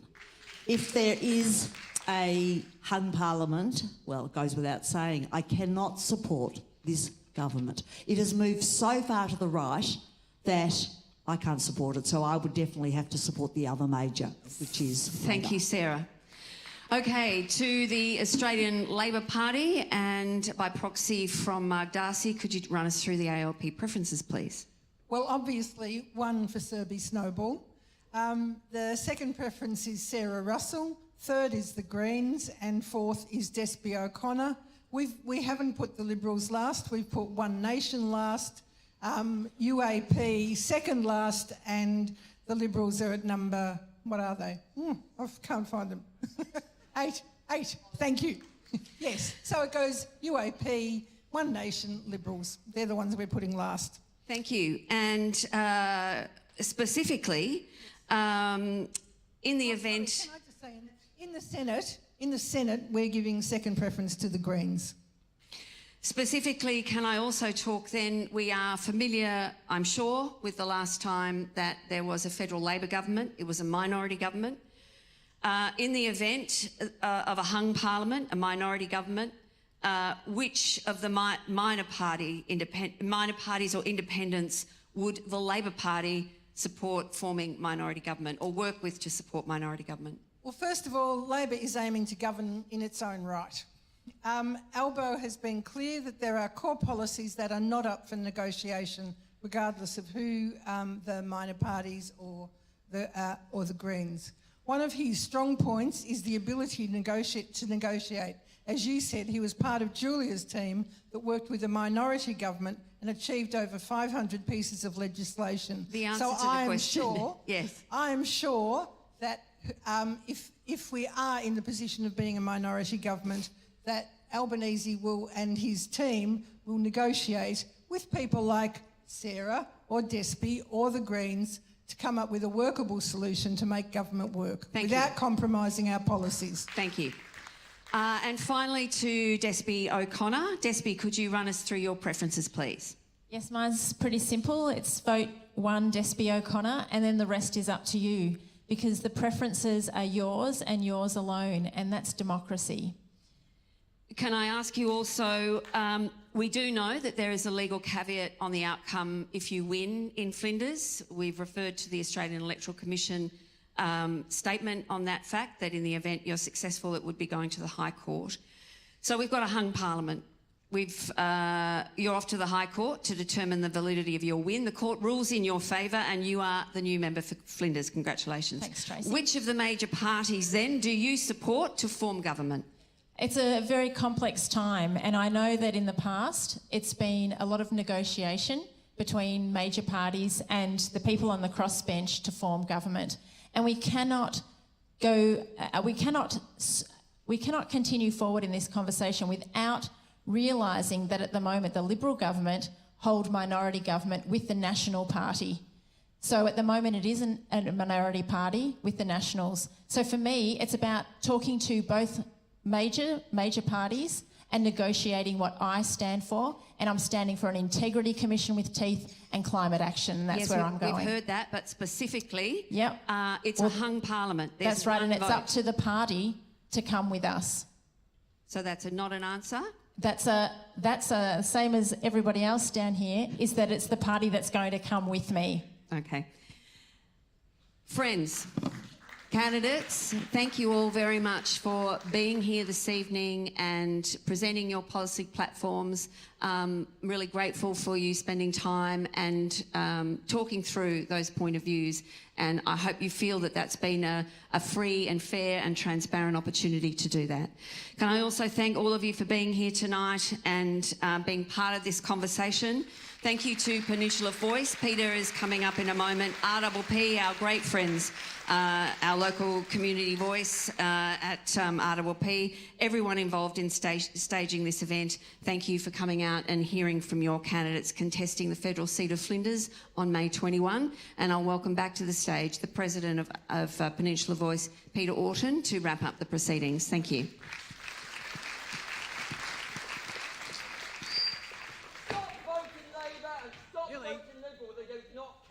I'd like to congratulate everybody in the audience. First of all, because I'm really encouraged by the fact that there are so many people here engaging in our government, in our democracy, on the peninsula. So thank you very much for staying. I congratulate you all. I've got a few thank yous. Before I do that, though, I just wanted to say that, as I mentioned before, Peninsula Voice is a volunteer group, but we do actually have costs. So if anybody would like to support the work, we have got some donation buckets in the reception area. We're also a registered charity and we have a deductible gift status, which means that you can actually get a tax deduction for any money given to Peninsula Voice. And also too, we're looking for a couple of people, one with social media skills and another one with graphic design skills. So if anybody knows anybody, please get them to come and contact me, because we'd love to include you in our team. A few thank yous. First of all, to the new Peninsula Church, particularly the senior minister here, Jeff Crothers, who actually said yes to this survey. And this is the most wonderful venue to actually have. So I might ask you to hold the claps until the end. The second is to RPP. Brendan Telfer is the manager there, along with Steve Myers, who is actually doing the live stream this evening. To Peter Skews at Jacobs and Lowe for billboards we had along the way. And then to some of our own volunteers, and I'd like to say that Tracee Hutchison, your work has been simply sensational. The work of Georgia Simmons, who is not here because of COVID, but Georgia did all the work behind the scenes, and she's got COVID. She won't come out of isolation until tomorrow, so she wasn't able to attend this evening, but she synthesised all of the questions taken, and there's a lot of work in actually doing that. To Gabrielle Gordon, who has just done a sensational job at leading all of the Peninsula Voice volunteers. The work she's been doing is great. And I must say that those three women, Gabrielle Gordon, Tracee Hutchison, and also Georgia Simmons, have been simply sensational to work with. To all of our volunteers that have come along this evening, thank you very much. To the candidates, congratulations everybody. I think you've all presented yourself wonderfully. I think it's been a great forum. The whole thing has gone very well. So we wish you well, and I'm sure that the next week and a half will be quite exciting for you. And it is a roller coaster, but congratulations to engage and to put yourself forward, because we need people like you standing on our behalf. So thank you very much. So if I could just give one big round of applause for everybody. Thank you.